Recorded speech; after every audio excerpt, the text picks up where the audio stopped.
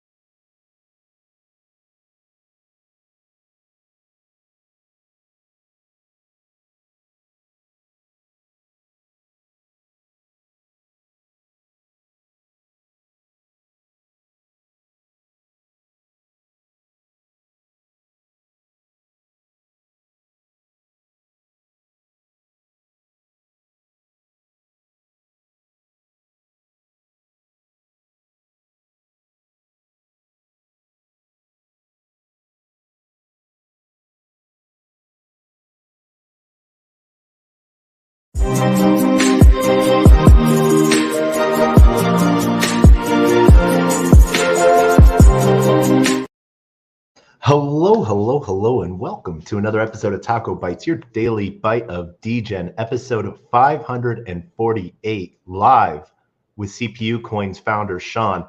I want to do a quick shout out to everyone joining us on LinkedIn, 0x Degen's YouTube, Player One Taco YouTube, Twitch, Twitter. Actually, no, not Twitter. Telegram, Instagram, Unlonely, Rumble, and Kick, as well as those joining us everywhere else. Sean, how are you doing today, sir? GM.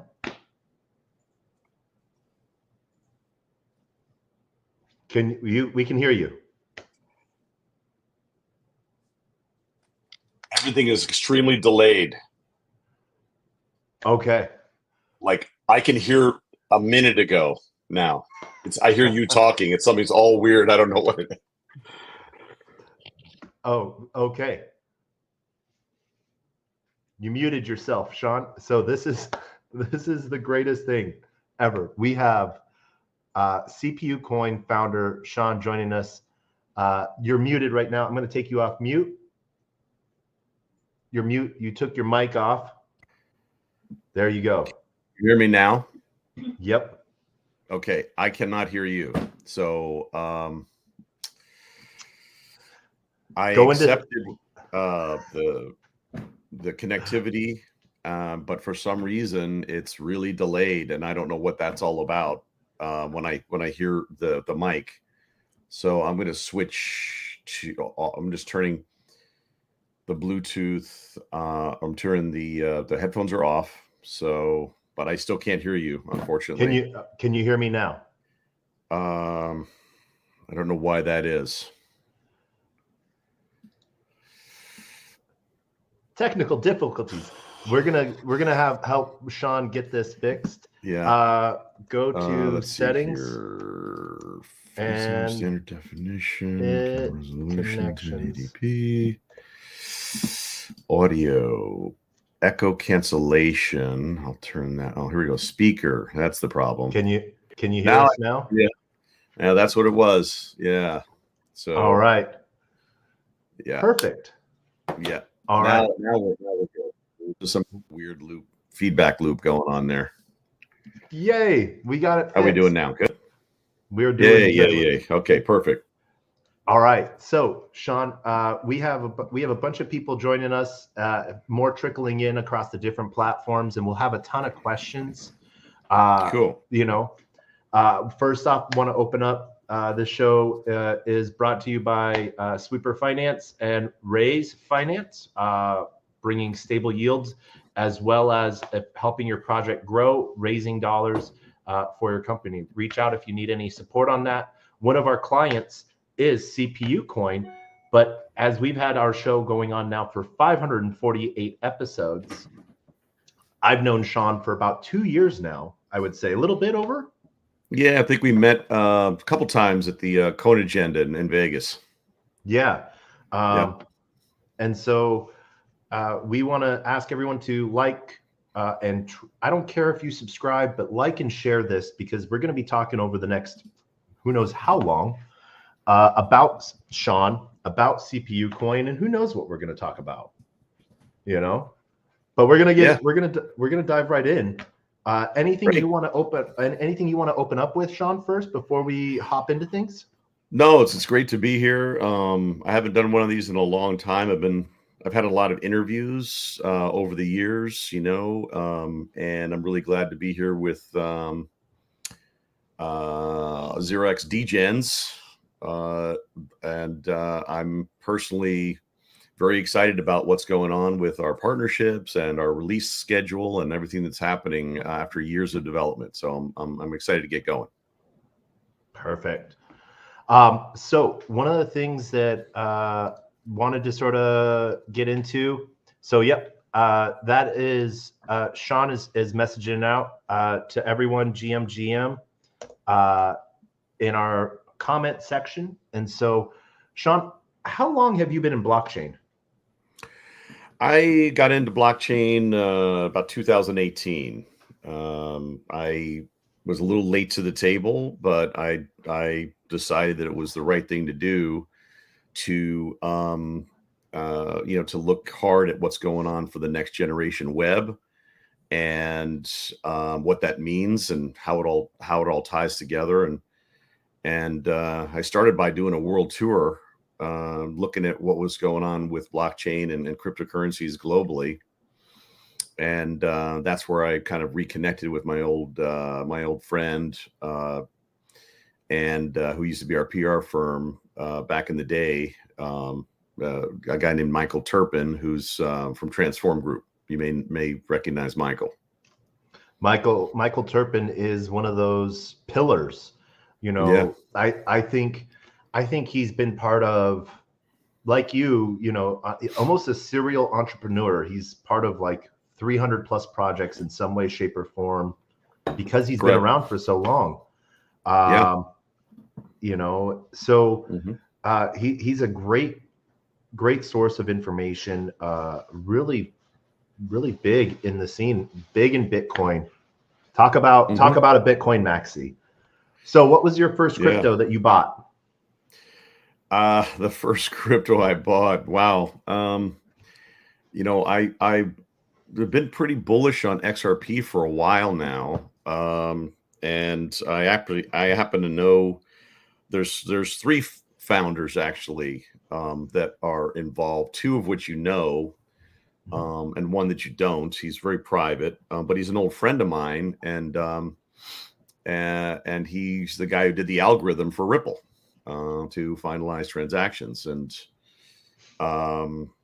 so I'm a big believer in what they're doing, and I think they have a lot more traction than people realize, actually, globally. So that's been a long, hard-fought battle, and I think XRP is going to be one of those, diamonds in the rough, similar to a CPU coin, where you have real utility, and it's going to go ballistic, and it's going to be a global standard.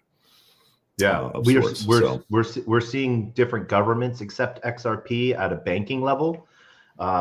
Being announced as a currency, digital currency. There's all sorts of things. I'm bullish on XRP as a standard, and excited to see what they do. Especially since we had, we've had John Deaton on the show as well, as he's a big advocate for the XRP community. Yep. Not Ripple, but the community. Yeah. And so there's been a lot of good stuff there. What do you see? So you're saying Ripple XRP was probably the first thing you bought? One of the first things, yeah, because I knew one of the big guys there, and ETH and BTC a little bit here, a little bit there. Did some arbitrage in BTC for a while. I've gone through a lot of different initiatives, but I really tend to from a kind of token buying strategy, but I really tend to focus on building stuff rather than being just really focused on trading myself. So I like building things and that'll last and stand the test of time. So that's really why I usually focus on what I'm building next. Yeah. And that's what we're here to talk about a bit. Yeah, we definitely are. One of the comments that came up between, just to answer quick questions before we move on to CPU coin and your history, Sean, what someone was asking what the difference between Ripple and XRP. Ripple is the company above the foundation that is separate from XRP. XRP is the token or the ledger, XRP ledger, where Ripple is the foundation, the company that is separated from. So, Right. great question that Milton is asking, Sean. What are some of the things that you've built? Well, over the years, I kind of got into games way early, and when I first moved to California, my first job that I took was at a company called Spectrum Holobyte back in 1987, and in that first couple of weeks that I worked at the company, they threw me a game and said, "Hey, take a look at this and tell us what you think. Nobody else has picked this up. Electronic Arts passed, Activision passed, Bruderbund passed. If you remember an old company called Bruderbund, and a lot of companies, they all just passed on this game because it was really basic. And I brought it home and had played with it for the weekend and brought it back in and said, look, I'd love to produce this game. It's super addicting. I think it's simple. We can do a lot with it. And that's when, I ended up producing, 8 versions of Tetris before the movie. I'm the game that they looked at, in the movie, in regards to the thing that triggered them to go ahead and do the Game Boy version. And so my first game ever was Tetris, and I did all the US versions of that on PCs, DOS, Mac, Apple II Plus, Commodore 64, Amiga, Atari ST. Remember the old game machine, the old days? Yeah. And that, the rest is history. I mean, it's the number 1 selling game of all time. It was my first game, so it was just a good thing to a good launching pad in California. I did that, and then I moved on after that to a company called Micro Illusions, and there's an old game called Fairy Tale Adventure that's a lot of people really loved. And so I did a lot of new versions of that, and I left specifically to do the Hanna-Barbera series of Flintstones, Scooby-Doo, Johnny Quest, and Jetsons, etc. And then I started my own company. No. I'm backing up. What did you do at Hanna-Barbera? Nobody had ever created any games. So I did those 4 different properties, Flintstones, Scooby-Doo, Johnny Quest, and Jetsons games for a company called Micro Illusions, who licensed them. And also they also had the Fairy Tale Adventure franchise, and they wanted to expand out and expand the number of games. And so that was a really good first couple of big projects for me. And then I decided to start my own company, Equilibrium, which is still around today. Yeah. And then there's a whole history there of things, a lot of products. Yeah.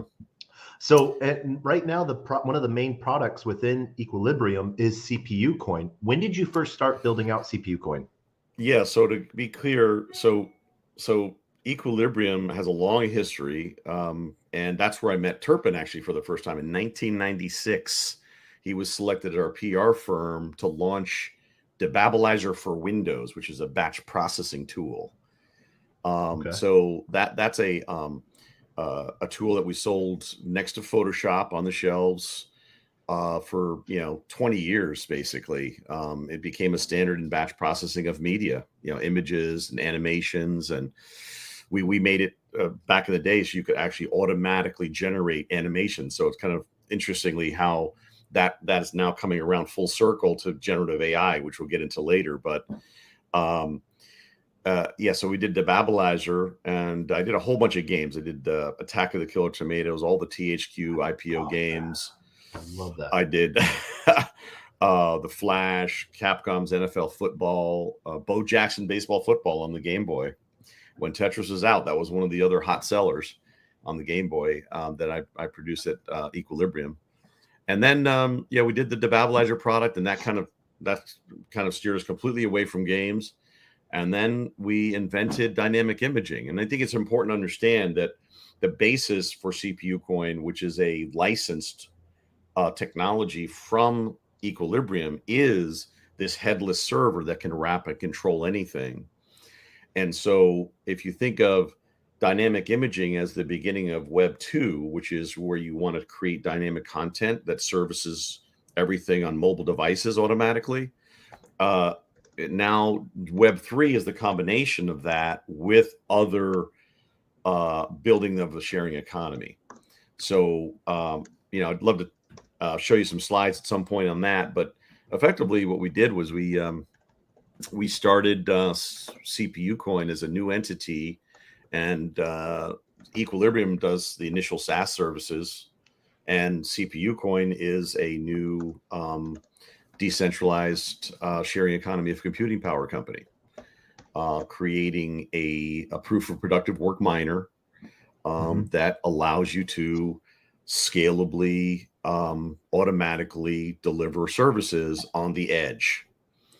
And we've gone through since 2018 at CPU Coin, we've gone through a lot of development there, specifically on the white paper and the miner, et cetera, so that everything can automatically scale in a sharing economy, which is what true decentralized compute and true decentralized services would have to be, right? We can talk about that, till I'm blue in the face, but it's a big problem, which is that people are building on things that are not truly decentralized. Okay. Right? So we farmed a bunch of questions from the community and stuff like that over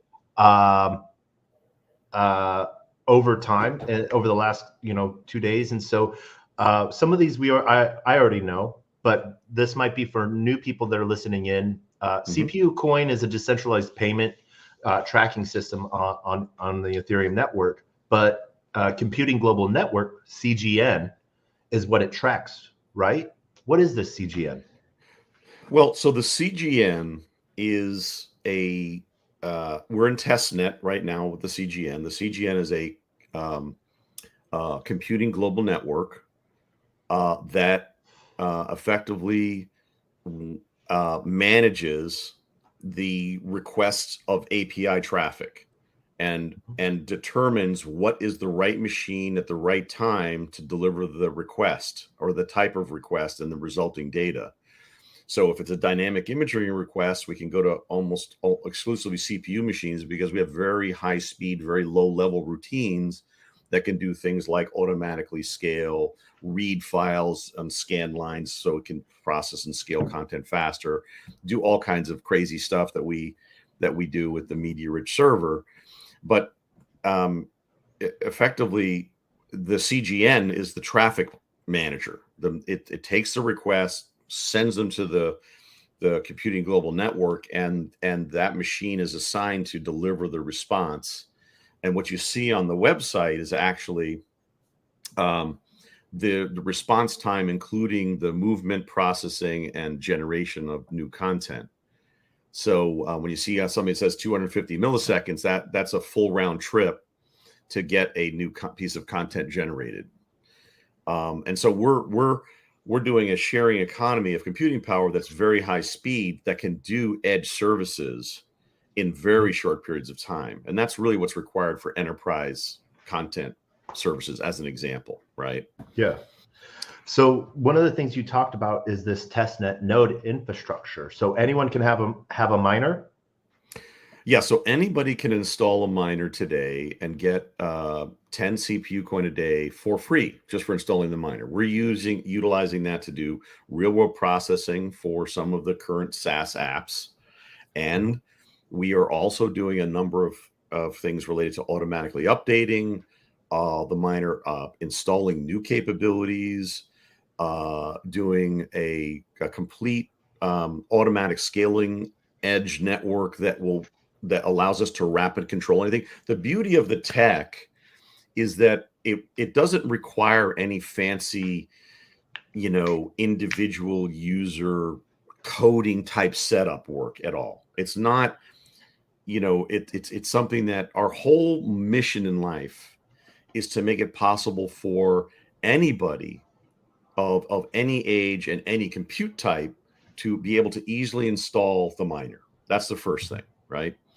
So you can install the CPU coin miner, and another way to contribute to the project is that you can also pay for faster accruals currently. So you can pay for, some people pay the platinum, and they put in $2,500 and they install the miner, and then they receive 100K token bonus that unlocks with we have a token smart contract as part of CPU coin that allows us to do vested deliveries. We use it for all kinds of uses, but it's really handy to not have to worry about compliance or worry about deliveries down the road. It automatically vests in place and unlocks your tokens, etc. And then you can earn more CPU coin as well that way. So a lot of people just choose that way. They to come and get involved with a project, and they can earn more by effectively contributing to the project. Yeah. And the thing about that is that we are now getting into GPU processing, and we expect to eventually get into VPU processing. In other words, the type of compute you make available, gives you a higher rate of return. And all of what we're doing in the testnet is determining that and be able to competently automatically update and enable new capabilities based on the computing power you have available. Yeah. Yeah. All right. And so CGN aims to match up potential providers who have idle compute power with those that need it and scale it to suit needs. You showed some of the metrics in your 2019 documents. Has anything changed with global compute power, and how CPU coin has managed those changes? Well, first of all, the big change obviously is that there's a lot of interest and need in doing generative AI, right? So now the largest greenfield opportunity ever in the history of man exists. And the combination of things related to all of the quandaries and issues around security, and all the quandaries and issues around how do you utilize someone's compute without debilitating their ability to use the machine. A number of factors that have been developed over the years, we have solved. In other words, if you install my miner and you're in a hotel room and you let my miner work, I will pay you more the more compute you give me. But the second you need to go use your computer, we deprioritize the threads, and you'll see them actually power down. So if, let's say, we're running a long running, GPU generation, or we're running a video transcode or whatever it might be at the time, the system can deprioritize threads and even reassign to a new machine if you're no longer available. That is the kind of basic technology that enables the scalability and anybody to be able to install it, not just data centers, which we think is really important, because the whole concept of what we're building is that it's creating a way to offset scaling data center compute with very capable machines that are not necessarily in a data center, right?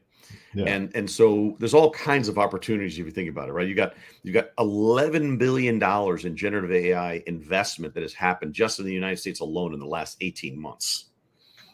Yeah. With a B, right? All of those are targets for wanting to, when they launch their service, they're going to have initial costs and maybe even get free compute from different cloud providers. But when they really have a scaling service, their bill is going to be eye-popping. And so we give them a much lower cost to deliver on their generative AI compute power, as an example, right? Yeah. And so somebody asked about VPU. Yes, it's if you look, there's H100s, there's A100s. H100s are like the equivalent of like 100 A100s, and can do incredible generative AI compute. and we're in discussion with the data center that has ordered 2,000 H100s. Well, we're saying, hey, you're going to need a way to monetize that when it's not in use. And at first they said, no, the customer's going to need it. And then they came back a day later and goes, it just came up. How are we going to monetize? So our downtime. It's really amazing. And the thing is, to be able to do that in a way that isn't constantly an onboarding and offboarding situation, you need our technology. You need something that can say, hey, this is being done. You are deprioritized now. And the system just disappears. Yeah. That's the key thing. And that's a big part of what our tech does.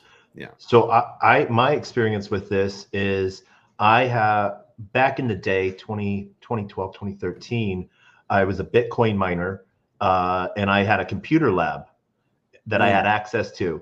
And so I partitioned hard drives into mining operations because you needed you needed a few gigs back in the day to be a miner, but you could CPU mine. And I was using, I think it was GoHash that deprioritized, and it would turn the miner. It didn't scale down. It just turned off when it was being used, because they didn't have the multi-threading at the time, Right. And so that was one of the things that I did to sort of get into being a Bitcoin miner. Right. You talked on it briefly, and we have a question that I want to hop to before we hop to our next question. Dr. Liberty asks, ready to hook up in spec mining on a lot of things. When GPU mining available? And I feel you touched on that, but I want to clarify. So understand, while we're in testnet, what we're doing is we are testing and tracking. One of the biggest things we're doing is doing data collection to understand the machine's capabilities, the bandwidth available, a number of factors, right? How much compute is available, how many threads are available at any given moment. We only take half the cores. So if we do let's say right now, you install us on a home machine and we're fully loading it with thousands of generative AI requests. The way our license manager works, we only use half your cores. So let's say you've got 8 cores or 16 cores. You'll notice that half the cores will be doing your compute for other things, and the other half are like fully loaded. And that's also something that took an effort. You can't just easy peasy do that on a Windows machine. And I believe Linux, Mac, you can't do that because Mac automatically parallelizes no matter what you do. But PCs and Linux, you can say, I only want to use half of these cores. So, and that's by default what we do. So even if you want to use all your machine, our system will go down, deprioritize. But if it's loaded and you can still do what you need to do in the other half, the first half is completely loaded and processing, and it's set up so that it will not impact your ability to do basic functions and other things. So it's it's very exciting because effectively what we're doing is we're called CPU coin, but everyone goes, well, when are you coming out with GPU coin? When are you coming out with? Well, we did one that is which is the core, and we're going to be supporting other GPU, VPU. I don't know if you've heard of VPU, but virtual processing units, cloud. Well, not necessarily cloud, but I deep dive into it. I know it. Yeah, well, the NEC, it's the NEC technology that effectively is based on it's kind of like the difference between bitmaps and line drawings, right? So they're able to do, like, with a single seed, a full 8 minutes of video generation with a VPU and an NEC chip. So it's pretty cool. There's a lot of great things coming, and that obviously, being one of the largest companies in the world now, there's just monetizing the available compute from what's going on with NVIDIA, is just a full-time job. There's just, like I say, it's the biggest greenfield opportunity on the planet, and I'm glad to be right at the forefront of it with technology that allows us to wrap and control anything with our media script language, and now we're making AI script so that you can wrap and control AI and then use that to make requests over port 8080. That's the beauty of our tech. As long as you got an internet connection, it works. No special ports required. Yeah. So what are some of the big milestones that have been accomplished? Are there any other big milestones that need to be achieved for the product to be ready for the sharing economy adoption? So a couple things. We're very pleased with our technology development thus far. We have a number of initiatives related to existing airdrops that have been done and purchasers that were done at CoinPro, which is a now defunct company. That was a big milestone for us, and we needed a way to bring those 180,000 airdrop claimers, people who claimed and are purchased through CoinPro, which is a Hong Kong company, and there was a lot of offshore people, and they've been very patient with us.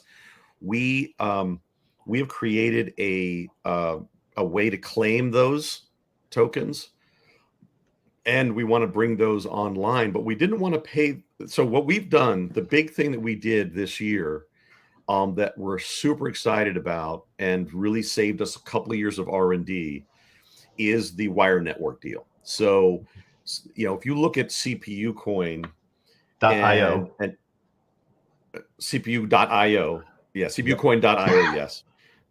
CPUcoin.io, you'll notice there's a press release on the top right hand corner as you arrive about wire network. So we always knew either we're going to have to build a layer 1 chain and do like what the guys at Kudos did, or we need to select that chain and our partner for that. And about a year and a half ago in Puerto Rico, we met the guys at Wire, and they reviewed our white paper. The CTO, Kyle Dolan, fantastic guy. He and I kind of hit it off, but only after he kind of stayed up all night long and read everything about me and the company and our white paper and everything that we're doing. And we had in there a microtransaction system, the need for crypto SSO, the need for, a way to secure and have a trustless environment and all the hardware and that's what Kyle and the Wire Network guys were building. And so after I went and met with those guys and did due diligence and spent a bunch of time with them, we decided to go become a tier 1 node owner operator. And we now are one of the 21 tier 1 node owners. I think there's a couple actual for sale now with Wire Network still remaining, but once those are sold, they're going to be launching. They've already launched the network. People don't realize it, but Wire.network's already launched and working under services, and it's now going to be their multi-chain, multi-wallet, bridgeless capability is going to be added to the CPU Coin admin dashboard that you see today, that anybody can go right now and install our miner right now as we're talking. You can be done. You can be literally on the network in minutes. That's what I love. I like speed. I like action. I like things that work, right? And so once you do that, we're going to make it so the wire network capability is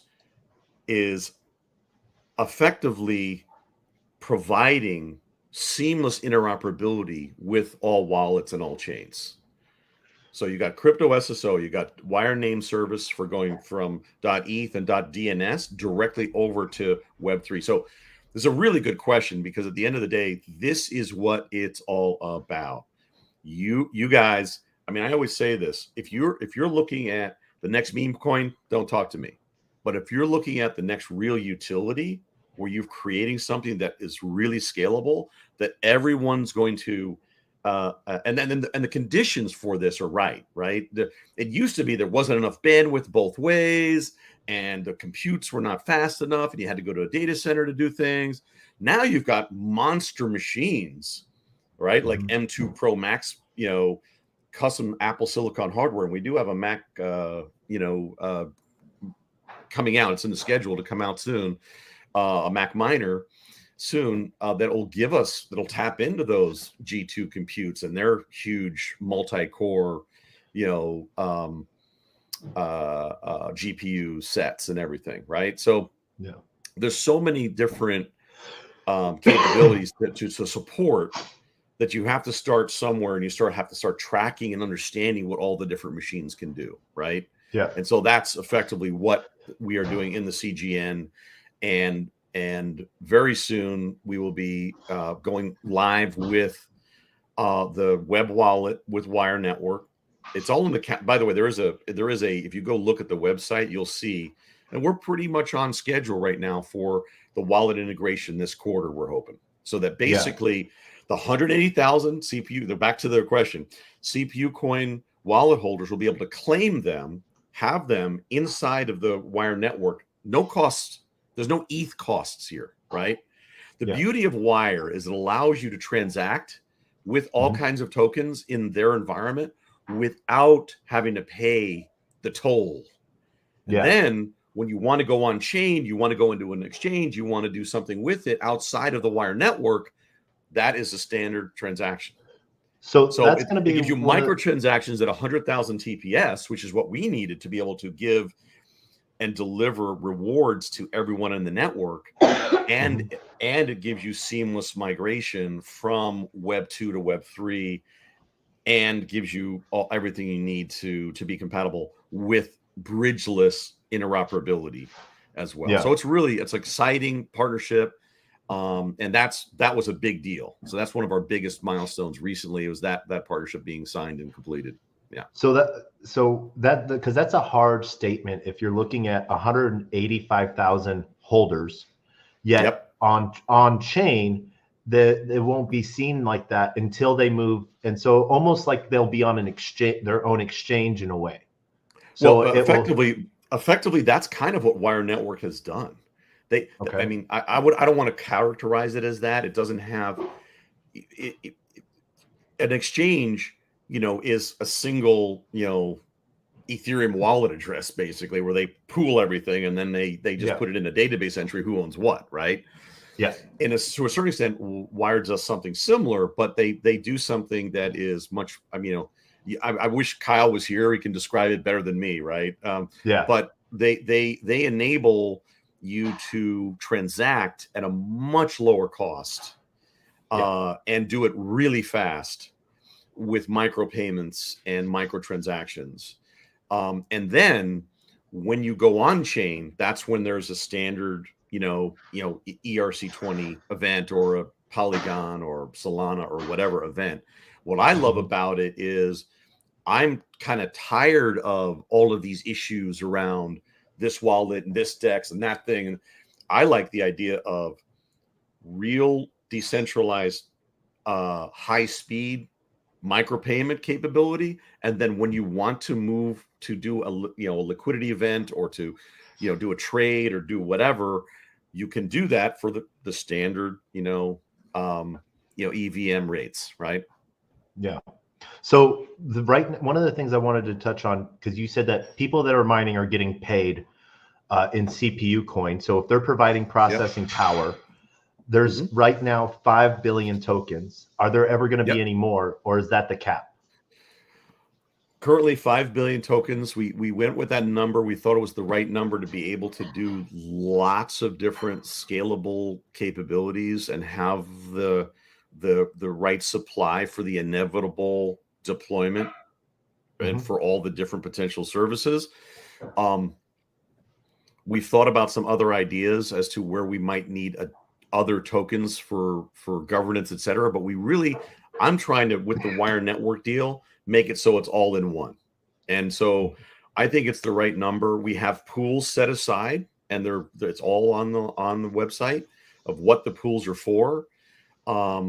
And they have, you can go and take a look at them. They're all just sitting right there, and the tokens are only being moved when that action happens, whether it's a token buy or whether it's the payment to a miner or setting up a pool or whatever it is. It comes out of the correct pool for doing that. We have an advisory pool, a employee pool, a for sale / miner payout and seeding pool, which is the big one, and then a token swap pool, which is kind of a nice thing. We in advance we said, hey, let's have 8% for doing swaps with all of our partner companies, like wire network, like other companies in the ecosystem, Yeah. that can participate and be mutually incentivized and work together, and everybody can utilize the tokens to use the services. That's the thing about what we've done here. It's a real utility token. So very soon, as we launch new services, such as our Fuse.ai service at Equilibrium, people will be able to, when they're buying points to use generative AI, they're using CPU coins or a fraction thereof, and then that can be used to actually generate images, generate video, etc. in the network. Okay. So Yeah. CPU coin is a utility token that it's Yep. used to pay for these generative AI tokens that are being distributed amongst the miners. Are there other services that CPU network is providing as well? Yes. So the first service is tweakit.io. So it's tweekit.io. So tweakit.io, put that in there. And that first service solves one problem that I'm so tired of, that I thought it was a really good first service. And that's what you're seeing. Actually, a lot of the API calls you're seeing on the CPU coin dashboard right now are API calls from the 3,000 tweakit.io API holders. Okay. And effectively what it does is it allows anybody, let's say you've got a service you're launching tomorrow, and that service needs to ingest an image to create a simple thumbnail for your social, icon, or you want to ingest anything for an NFT mint, and you don't, instead of saying, hey, it can only be a JPEG or a PNG of a certain size, this solution literally solves that problem. It literally says, if your final output needs to be 1024 by 768 or 2048 by 1024, whatever you upload, ingest it with Tweakit, and I will give you automatically in the middle what you need. And it uses our auto-conformance technology. It's a dynamic imaging. We have 8 issued patents in the United States on dynamic imaging and Equilibrium.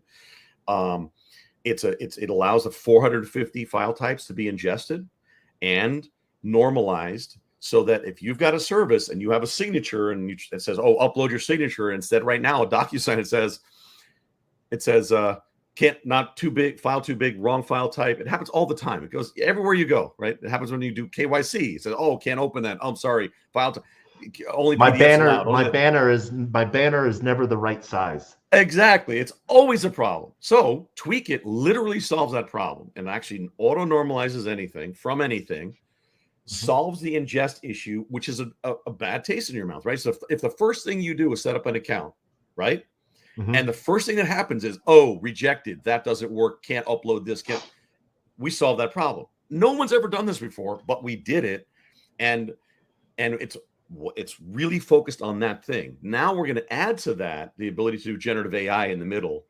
And so you can add our widget, and then you can add generative AI, and then you can use APIs and your own UI to have those services in your own website, and it's all using the compute power from CPU coin.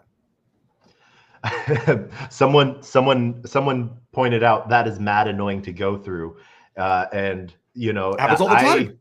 It happens. I remember how many different images I had to make for YouTube banners, because they had different requirements for different things, and I had to use the same banner and make like 7 different variations of it. So what you do with our tech is you literally use our API calls, and you say, I want whatever they upload to always be in this size, and then I want to present the crop window. So whatever they upload, it normalizes it, it reads it, normalizes it, puts it on the screen, and then you can crop and edit a circle or square. You can use your own UI, you can use our widget, and and then you hit the button and it saves it. Or for us, you don't have to use our UI at all. You can just use your own UI and just bake us in, and we solve the ingest problem completely and pass you what your final asset is as your final request. And each one of those is an API call. Here's the rub. So if you use Cloudinary or FileStack or anybody else, they are literally, and this is the beauty of CPU Coin, they are literally 10 times the price. So if I charge a penny for an image to be processed, they charge 10 cents. If I charge, 0.01, they charge 0.1. So it's a really big cost savings, and that's the results of the sharing economy of computing power. Yeah. One of the things that I wanted to we touched on for a brief second, and I just want to because I like to drive down on thorns. You said that the partnership with Wire Network was announced in early August of 2023. What are some of the roadblocks that have been getting hit, that why there's been a delay in the token disbursement? What, and that's not on you. This is on Wire Network, I think. But why has there been a delay? So as far as the Wire Network, I wouldn't say. The fact is that when you bring two companies together that are going to now be partnering on a whole bunch of deals and powering all these different products and services, it takes time, right? And I understand everyone's out there going, we want this, we need that. How can we move faster? Well, a big part of that is also having the resources to expand the team. That's why we're doing this raise on raise.finance for larger token buyers. Yeah. Because we're ready to grow. I mean, I've done this before. I know how to grow and when to grow, and this is the time to grow. So we can support the integration and release of the Wire Network capabilities, and they are in the middle of growth as well. And I believe they've recently had some success on their own as well in being able to grow. So there's been some restructuring and work over there, and then we've got our growth that we're working on. We have our new releases happening in parallel, but I can assure you, and we're literally in the middle of swapping source code so that we can do the integration of the Wire.js wallet, which effectively gives us from a website the ability to connect in any wallet, connect in any, and send transactions to and fro any network. So it's a little bit of a challenge, because it's one of the first new companies to use our new WNS name service. Explain there are WNS, some existing, please. Oh, sorry, Wire name service. Wire name service is really incredible. Basically, they are thinking about what is it going to take to seamlessly migrate from a Web 2 site into Web 3. So imagine you're at cpucoin.io and you are now at the new cpucoin.io with, instead of DNS, you get effectively redirected from a DNS directly into WNS and it's cpucoin.io. So it's seamlessly migrating you into a Web3 decentralized app and service. So that's fundamentally one of the things that the WNS does, is that gives you that from ENS and DNS over to WNS. While you're there, once you're in WNS, then you get all the benefits of, we have, as a tier 1 node owner operator, 4% of system resources at our beck and call. And that's out of 210 nodes. That's a lot of compute, actually, for doing all kinds of transactions and confirmations and all the things you need to do microtransactions, etc. So effectively, what they allow us to do is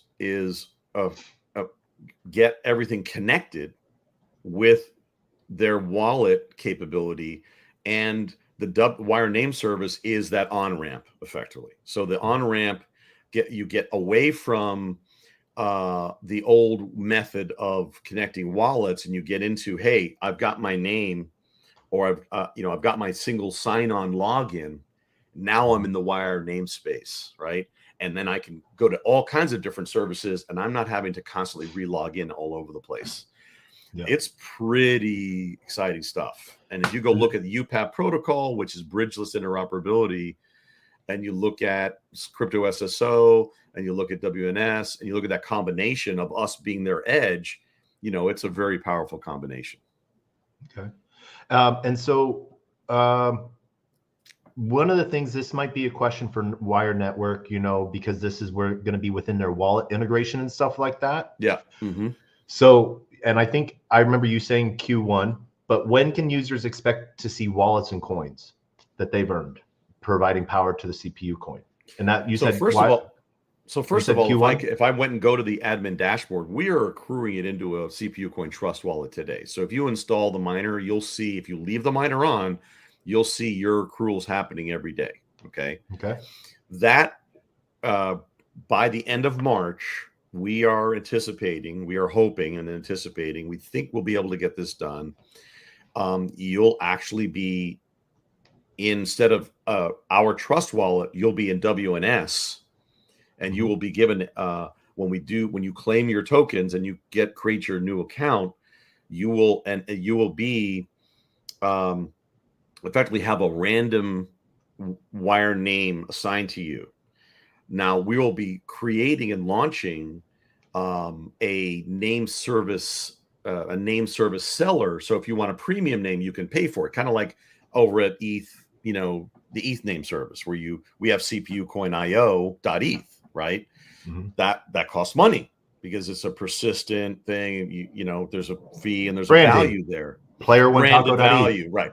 So effectively, we have, as part of our deal with Wire, the .io namespace. So everyone who has a .io namespace that they like and want, they're going to have to pay CPU coin for that. Okay. So another on Wire Network, yeah. Okay, so for the geeks, we look at IO as input output. The rest of the world looks at it as Indian Ocean. Right. So, and I like naming services because it brings a little conformity. It also brings a little bit more safety rather than having to do with an alphanumeric wallet address. So is Wire Network going to be providing on Ethereum? You said multi-network. So are we going to see CPU coin on Polkadot or on Solana? Well, yes. So I believe it's the kind of the reverse. So you'll see Solana, Polkadot, Ethereum wallets inside of Wire, and you'll see CPU coin inside of Wire, and then you'll be able to transfer, do an ERC20 transfer to and fro from within the Wire network. The token supply and the movement in and out is all seamless. It works with, and what I love about their tech, and this is what I think people are not quite understanding how powerful this is that it's bridgeless. So it dramatically reduces any risks related to pools being gutted or what have you, right? Because it's bridgeless between interactions.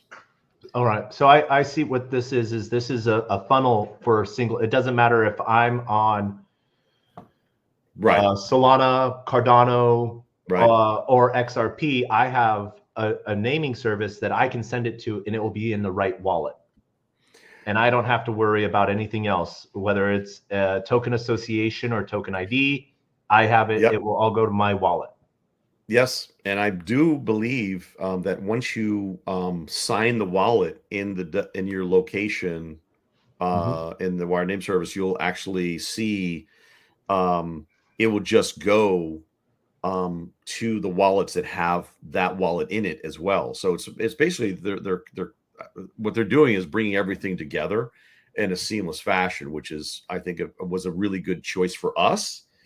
And it also makes it so that I don't have to spend, $300,000 to distribute, tokens to 180,000 people. Yeah, no, right? that's a hard thing. So we talked on this a little bit earlier. where CPU coin software is available on all operating systems. Right now, it's just PC and Linux. You said Mac build is coming out.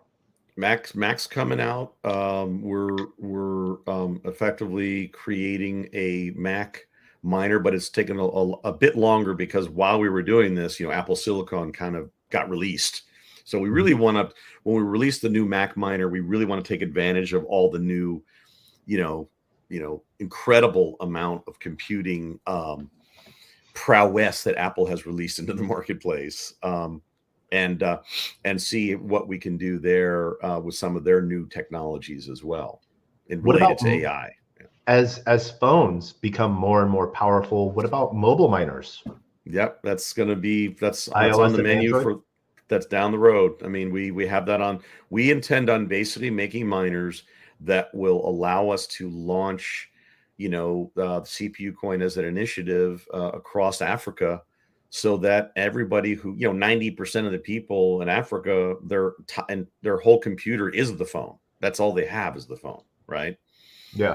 So you have maybe it's not 90%. It's a very big number depending on where you are. That is their communication source. That is their. So if you have it plugged in, it becomes a miner at night, and it becomes a decentralized edge network for doing all kinds of different potential transactions. Mind you, the whole idea of the system is to do what's appropriate for the device and the bandwidth available. So we're constantly tracking and understanding what the capabilities of every machine are. We're really excited about what we're about to, start with the Fuse.ai, which allows you to effectively take, Civet.ai models, and instead of having to set them up, you can just request what you need, and we go find the machine that can do it now. And if it doesn't do it, it will provision it, and then a minute later or 10 minutes later, it's available for you to now do whatever you need to do. And then we leave that, knowing that that's now available, we leave that on and ready for future activity. So it's pretty cool. Per minute billing on hosted cloud services is also very cool. Not a lot of services do per minute billing, right? They're hourly or daily or monthly. And so we're about per minute or per image or per asset generated, right? Okay. And that requires a microtransaction system that makes it possible to do that. And so everyone gets paid at the beginning to the end of a transaction. So everything's done. So everything is all completed at the end of the transaction. And that requires you to be able to pay out 0.0002 CPU coin, right? Yeah. So that's where, if the transaction cost is more than the asset itself, that's where we have prohibitive pieces. And so that's something that I think is really interesting with Wire. So one of the questions on the 185,000 users that are using CPU Coin Network and providing services, I just lost. They're just airdrop hunters, but they're also miners and providing CPU power. Are there any enterprise solutions? Are there any enterprise solutions that are providing these services as well? Well, so are they all retail users? Yeah, so we're B2B to C. So we create capabilities that are on the CPU Coin Sustainable Platform and Network, and those capabilities are auto scaled on the edge with the miners, and enterprise customers can deploy solutions on our network. We're focused on our solutions now. So we're focused on the equilibrium, tweak it, and Fuse.ai services initially. And Fuse.ai is really going to be, with the new video capabilities that are out there, and text to image, text to video, etc., and be able to generate very high quality content. That is something that that's CPU coin to equilibrium, and then equilibrium out to many. So it's CPU coins creates and makes the service scalable, and then the enterprise sells the service or makes it available, and then anybody can adopt it and pay that plan in fiat or other currencies as well. That gets converted into CPU coin. And then the inevitable goal is, as we expand the services and we expand the miner network, when we go mainnet, if you will, and there's lots of deals happening there when it comes to having lots of compute available. Effectively, what we end up with is a decentralized edge network that auto scales services that anybody can adopt and use, either individually or as an entity or a company that needs to deploy their own service, or as somebody who wants to add as a company the capabilities that we have into their service with APIs. So B2B2C is what we're doing here, and we believe that that's the right long-term plan. So you end up with a lot of people using the services, and you don't even know. It's like we've always done. We didn't know what people would do with media-rich when we originally invented it. We have all kinds of capabilities, but people ended up making everything from Vistaprint to decentralized edge, dynamic imaging that scales, that powers everything you see today, right? So we didn't know what people are going to use. We are kind of getting out ahead of that, so that we can launch a number of services we know we're going to use, right? Of the missing middleware layer for high definition NFTs, so that you can ingest 200 megabyte Photoshop files, mint that, and then have a way to view it anywhere for 10,000 years in the future, with an incentivized network that will instantiate that asset when it's requested, and then everyone gets paid, right? So we're tired of little images this big. We're used to like zooming and panning on images that are, massive, right? And so, that's not easy to do, right? Because even to this day, people who are minting stuff and putting it on their own personal IPFS server, well, that's not decentralized either. The big problem with everything that's happening in the industry is that until it's truly decentralized and built on a sharing economy, it can't be persistent. And until it's a DAO, you're not sure it's going to be existing beyond me, right? So my inevitable goal with all of this is to launch and deploy a DAO that will not require any human intervention to run.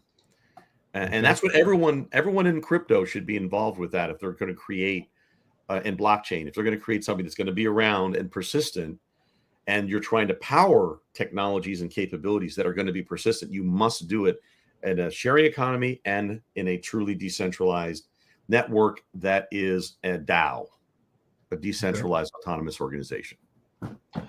One of the things, we're going to go back into some of the harder stuff. You mentioned enterprise level use.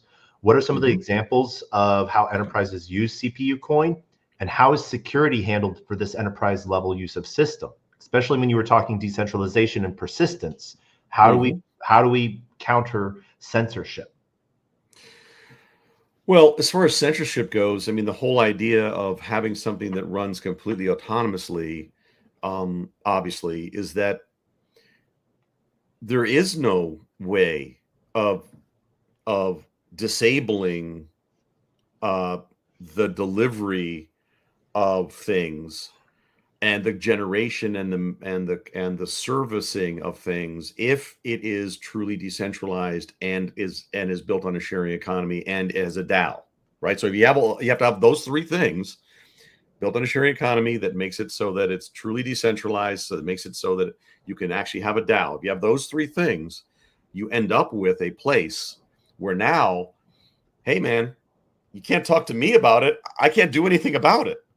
Well, right now, every service I submit to you, every service today that is in blockchain, that is built on any cloud services, that is not on a sharing economy and is not a DAO, can be taken down. Yeah. So if it's on any cloud service, it can be turned off and taken down. So okay. So that's the whole idea. What about the enterprise level of security?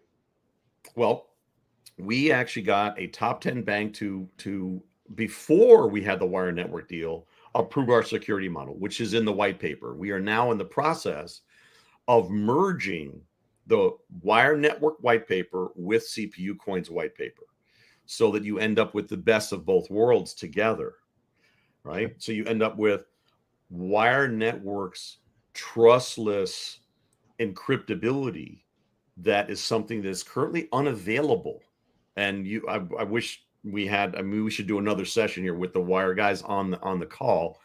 Would love to have Kyle come in and talk about all of this. But and by the way, another great thing about the due diligence I did with these guys is we looked at everything, and I don't know if you know this, but my chief architect of CPU Coin, when I started the company, I always like to go big when you're making the hard choices and you pay the big money for the best people to make the hard choices, to do the tech specification, to create the architecture, right?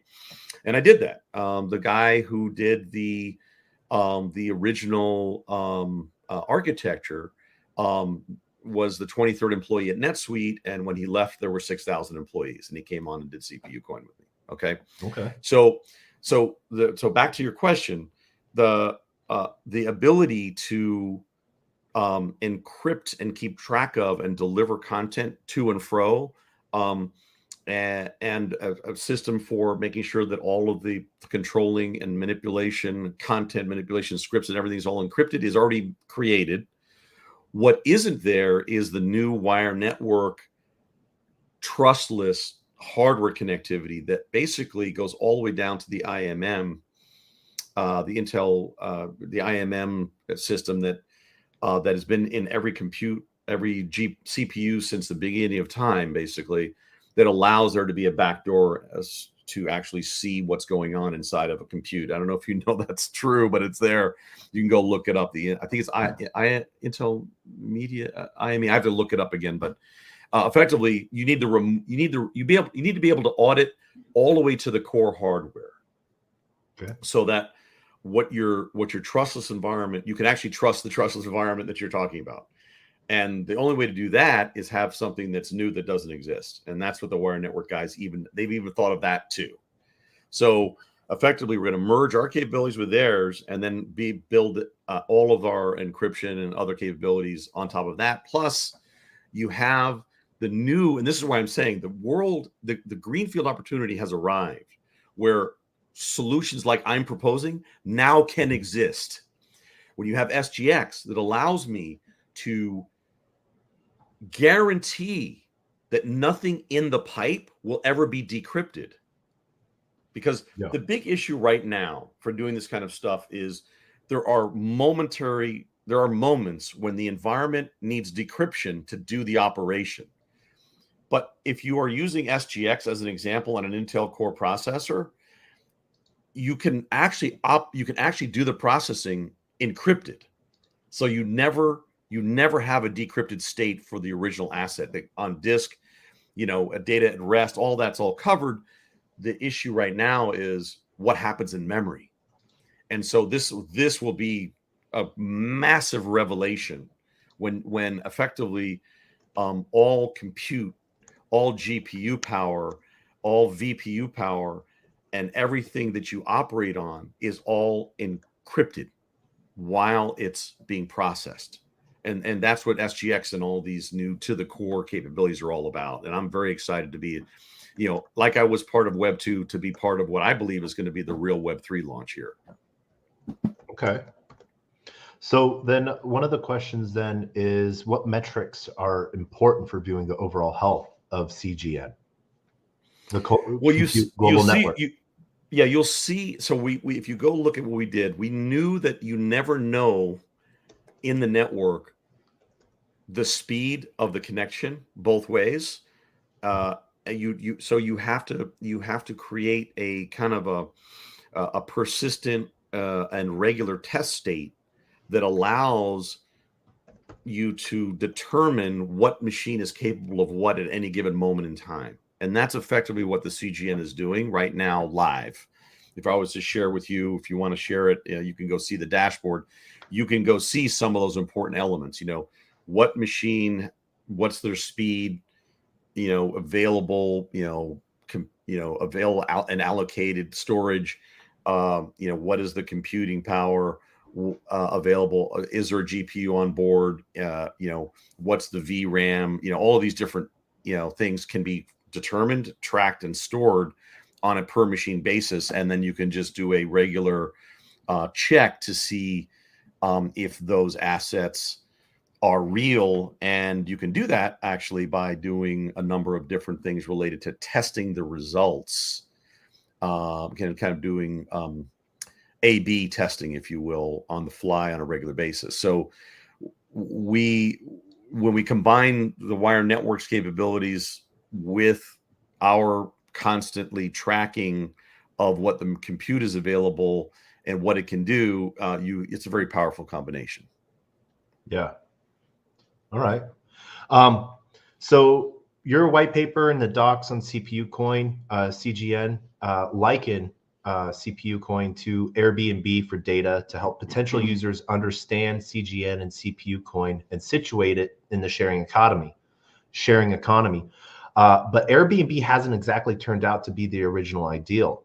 In fact, it has become less people renting an extra room and making money more about full-scale real estate ventures that have created various issues in communities. Using the Airbnb analogy and current state of Airbnb, can you think of any pitfalls CPU coin would avoid?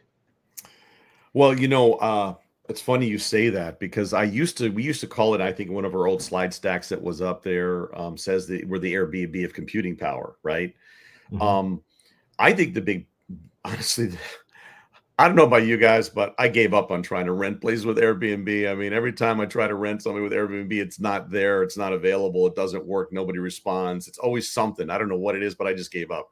So we have to be better than Airbnb. In other words, we have to know, and that's why people are incentivized to leave it on. All right. So, Airbnb, you've got 50% of their rental units say they're available at any given moment, and you can't rent them for whatever reason. It's not respond. They don't respond. It's just an old listing or whatever, or they don't update their calendar or whatever.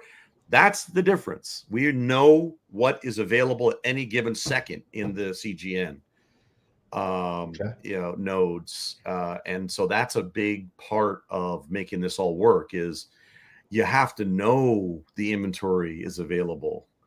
And I believe that a big part of why we're raising funds is so that we can have a very substantial biz dev team that's working on all the new compute that's becoming available. Like I said, a big company was referred to us by Brock Pierce. They have 2,000 H100s on order. As they come in, there's going to be applications for it, and the customer's going to want to use it. But when it's not in use, why can't the customer make money with their current owned compute using our platform? Why not offset your computing costs? We're a big believer in hybrid, cloud, so that even AWS, Google, Cloudflare, all these guys on their cloud services will install the miner on certainly failover machines and potentially stage machines, and even on main machines. I think eventually what's going to happen is they're all going to have to play, because people are going to want Web3 services on their network. And they're going to be like, well, we're not truly Web3 because our network is something that isn't built on a sharing economy. So it can't be Web3. Okay. Right? They're not going to tell you that, but if you figure it out, it's not truly decentralized. You can't stop it from being shut down. So a hybrid environment where you have all this compute available across all the different network types, including on-prem, by the way. So we have an on-prem status where somebody can install on all their corporate machines, for example, and then use just their internal machines to minimize any risk of loss, and so nothing goes outside of their environment. That's another thing that we've got covered in the plan, so that you can be local, right? So anyway, sorry. I hope that answers your question. It does. But when you're talking, so when you're talking about corporate enterprises using CPU network and downloading it to all of their different machines, does that make an individual user, or will each machine be its individual users? Because I want to really clarify the optics of 180,000 users. Is it really So 185,000 users, or is it enterprises with multiple machines? No, so we need to understand that Did you just time me? Okay. You keep on trying to make those as users. They're not there. Some of them are miners now. Some of them have claimed and became miners. Some people have claimed and created accounts, and they are using Tweakit. Some of them are, but of the 180,000, all of them have not been able to claim their tokens and move them on chain. That's what we're going to enable with the Wire Network deal. Okay. That moment, we believe a lot of those are going to want to extend their journey with CPU coin. And now that they're on chain, and now that they can move them freely, and now that they can participate, we're going to incentivize them actually to become a miner and give them extra tokens for waiting and being patient and all that kind of good stuff as part of the process of claiming those. But the 180,000 people were token buyers on CoinPro. I don't want to get this confused, that were from an airdrop that we did, where they were incentivized to come, look at our, Twitter, to come and do a number of tasks. That was what CoinPro was all about. Do tasks, earn crypto, right? And there are new versions of that out there, and there's a lot of new ways of doing that. But our whole goal is to make good with the community, expand that community, and do more of these kinds of great podcasts and Q&A, AMAs, so that people understand that we're here for the long haul, and we're doing all the heavy lifting to make real services that are going to buy CPU coin off the open market from producing real proof for productive work mining. Yeah. So the miners are not hashing; they're proof for productive work. Right. Yeah. And so I have a question. I have another question, and then we have a crowd question. What guardrails would help avoid pitfalls on the way to a sharing economy? Guardrails. Well, I mean, honestly, what does this sandbox look like to help it build along the way? Well, I mean, I think that this is the. I mean, if you understand that by making a choice on our layer one chain, that is what I think is the most advanced next gen network that's built for enterprise services and enterprise services migration, that's a really big deal. And I can't emphasize it more. And I talk about the Wire Network deal for a reason. It's because it saved us a ton of R&D and put us firmly, squarely in a position to scale and test and run things on the edge, and all kinds of deals are part of that. So we're going to be powering the Venkman project with them, because they already have that deal and announced it with Bill Murray. We already have these incredible new opportunities that are coming to the table as a result of that deal alone. So we're very busy in creating connectivity and capabilities that allows us to have an audience that will consume CPU coin and utilize the compute, as much compute as we can connect into, right? So it's a bit of a balancing act. So these are good questions, but we already have lots of capacity. The current network that we have is somewhere in the neighborhood of 140 machines that are on the edge, one of which is like 60 in Poland, with very high speed connectivity. We actually have a direct conversation happening with those guys. And, people are saying, hey, if this is the next big proof of productive mining utility token, why not? Right? CPU, GPU, VPU, it's all under CPU. right? And Yeah. it's all under CPU coin. We think if people are, well, it's CPU coin. Do you do GPU? Well, of course we do GPU, right? So, you had to make it one. You don't want to call it CGV, right? Mhm. Right? People wouldn't know what that means. So, Yeah. so this one says, if someone wants, I see a question here. Do you want me to answer Yep. this? Okay. Yeah. If Someone someone wants to set up wants to, mining. this is from J2 Cyber Design. If someone wants to Okay. set up a mining operation for CPU coin, is there a way for miners to determine what type of compute is most in demand on the network? And this is where I think you're breaking up the CPU versus GPU.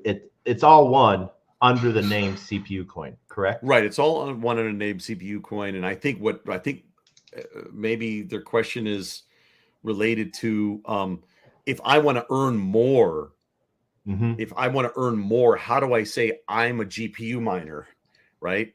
And we've got some models we're looking at here. We don't want to announce anything yet, but this may start getting into the requirement of stake, where you stake, if you're a GPU miner or even a VPU miner, or if you're a big time A100, H200, or H100, A100 GPU, we might require a stake, because the biggest issue that we have is we don't right now. The whole concept of the network is we don't know if you're on. If you're on, I'm sorry, we don't know. We know if you're on, but we don't know if you're going to be around.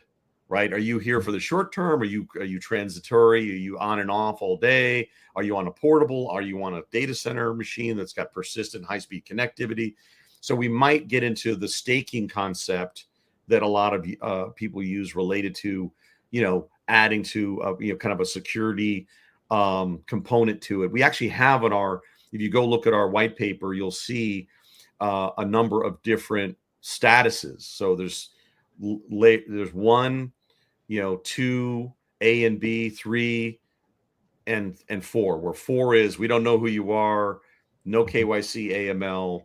You can process if you want to. If you're a company that's Walmart, and you have a billion images you need to process for your new website, to reprocess them all in 14 different sizes, you'll be able to do that on the tier 4 of CPU coin network, and do that at a way lower cost.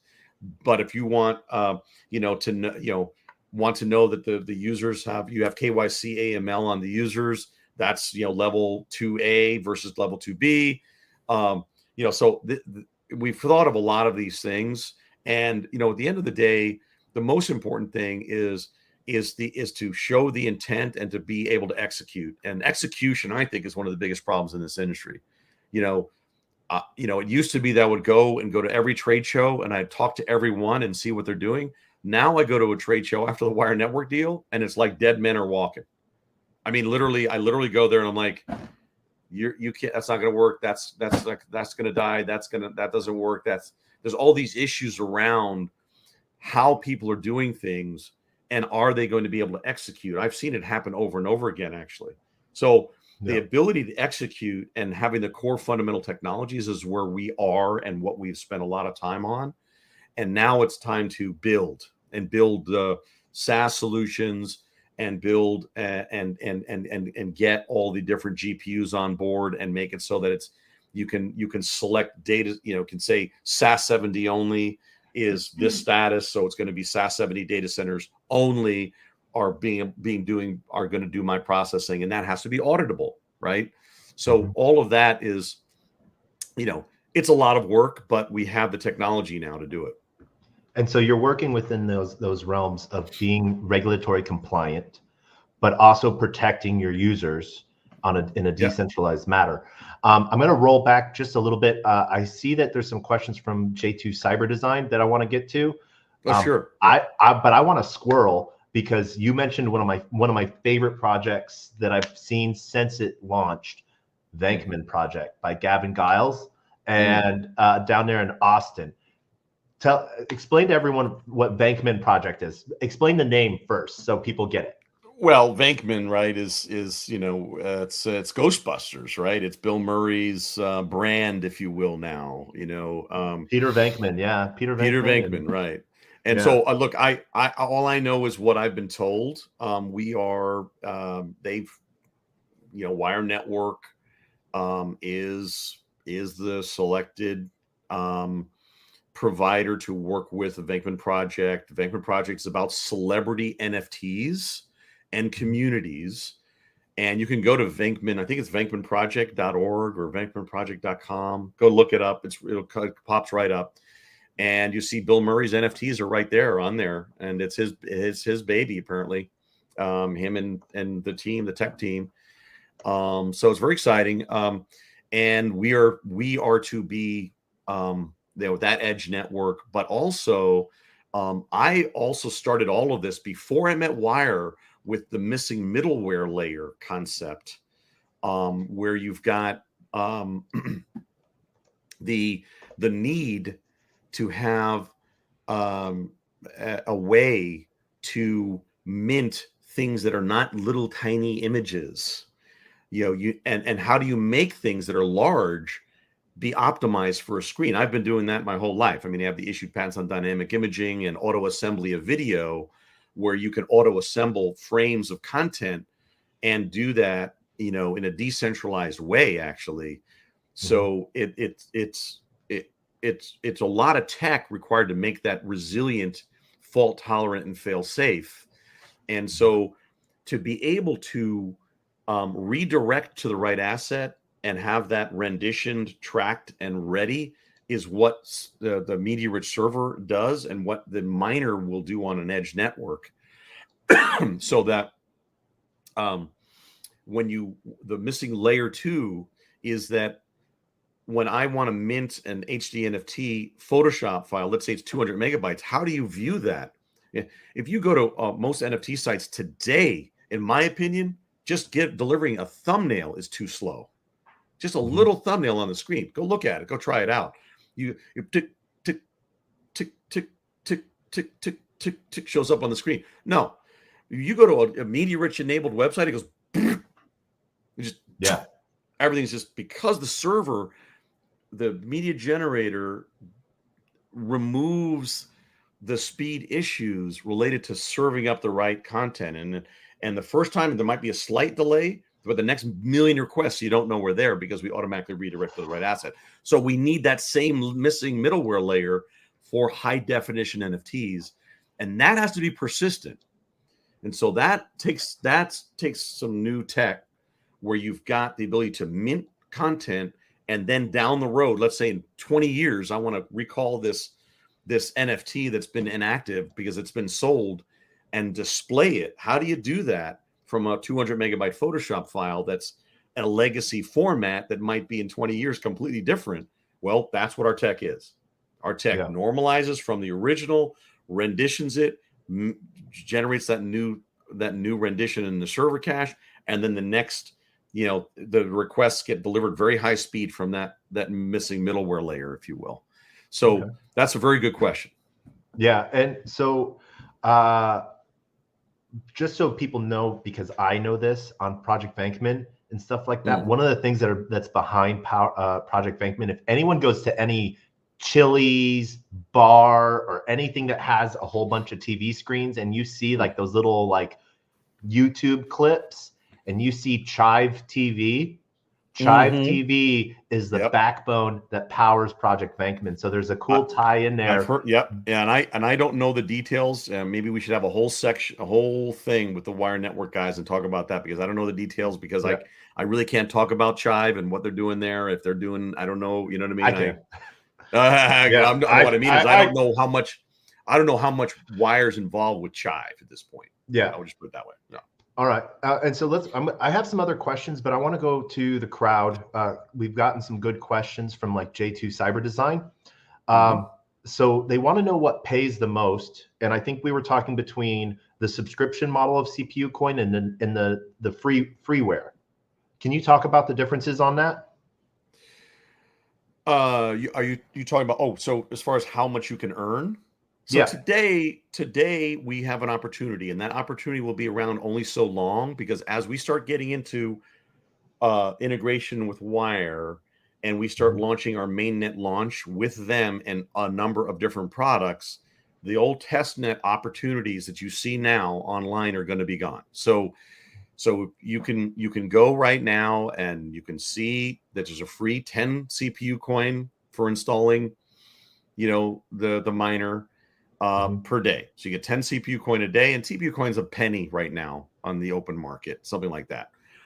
We think that's going to change relatively soon. I can't really talk about price and where it's going to go, but at the end of the day,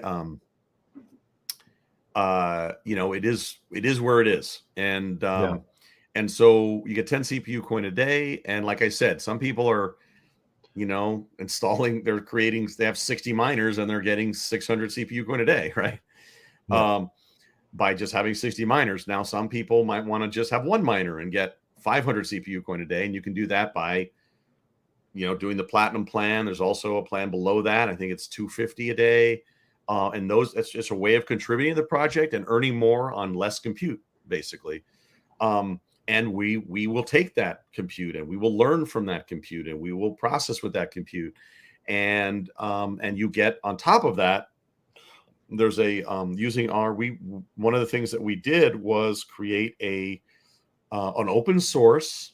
One of the first things I did was create an ERC20 token smart contract that allows us to deliver tokens and have a lockup period based on delivering it into a wallet.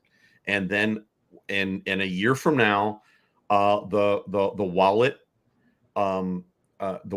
comes, your extra bonus tokens comes unlocked a year from now. So I'm just doing that right now. Somebody just asked about, could you explain the reasoning for a mining subscription? That's what I'm effectively describing. It's a way of participating in the project now and earning with less compute effectively, so that we get the data and we get the computing power, but you don't have to set up a whole bunch of machines to have that same amount of earnings, if that makes any sense. It's a way of effectively staking and supporting the project at the same time. Yeah. So, okay. So I have a hard question here, and this might be an copy editing issue within the website. On the website, it says 1 CPU coin per day, but you just said 10.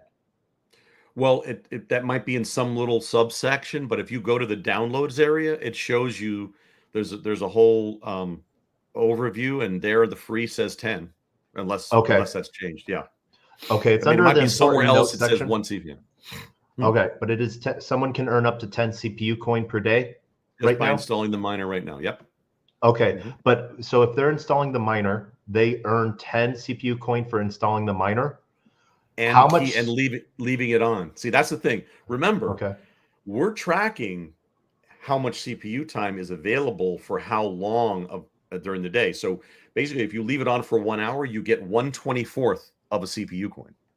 Okay, that's all part of the system to understand and determining what the person should be paid. And effectively, right now, you're making your compute available and your bandwidth available, and we're paying you proportionally to how long you have the compute on. So we recommend, have a nice little screensaver going, but make sure you don't sleep. Okay, so you can earn up to 1 CPU coin per day? 10. All right. Yeah, so I'm sorry, I didn't mean 1. I said 10, and you would get but that's every 24 hours for 24-hour continuous availability. So if you're on the miner network, you get 10 CPU coin a day. If you buy one of the programs, you get that number plus the bonuses.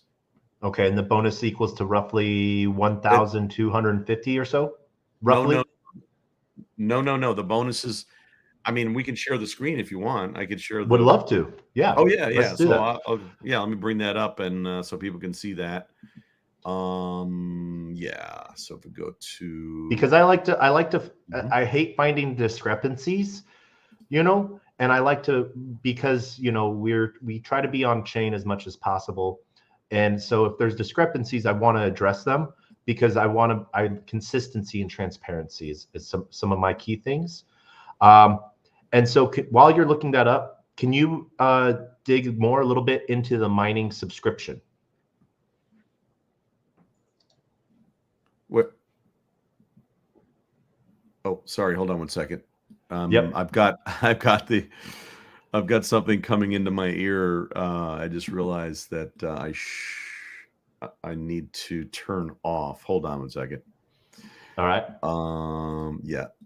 Okay. Sorry about that. I had the the YouTube feed, so it was actually starting to play it from the beginning. So I apologize.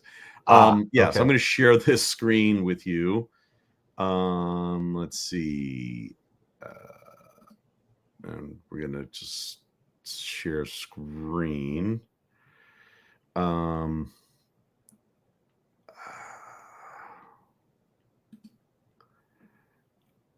no. What do you need me to Okay. do? Unfortunately, yeah, Shu, if you just go to the website, it looks like it's going to restart. So I can't do that. I'll just turn it on. I will go to Uh, cpucoin.io yeah, and we should have I'll pre-flighted that. Sorry about that. that's Yeah, my so it's going to fault. quit. It's going to quit and reopen. So I'm not going to do that. So if you just go to I got you. cpucoin.io, yeah. No, Yep. my bad. My bad. I should have done that myself. So if you go to cpucoin.io and share your screen, you'll see on the top there where it says CPU Coin Testnet. Mm-hmm. Go to downloads. Yep. Yeah, and you can zoom in on that. You scroll down. Basically, the plans are right here. So it shows you right here that it's 15 CPU coin a day. If it's an annual subscription, and you get 15 Okay. CPU coin a day and a 5,000 token bonus. That's a 1-year lockup, and just go Okay. up the plans. So you can get up to 100,000 bonus CPU coin with a 1-year, it's a 1-year lockup and 500 CPU coin a day. Okay. Right. So 500 and times then 365, do the math. So yeah. it's a way to, add value to our network and at the same time, receive bonuses for your contribution. All right. So right here it does say earn up to 10 CPU coin per Yeah. day. And then I think it is, let me find, I think it's within the setup, the important note section of once someone starts their CPU miner download, that there's a copy issue with No worries. where it says one. We'll look for that and fix that later. That's this, but Okay. this is where you need to look at. This is what you get, and all right. Mm-hmm.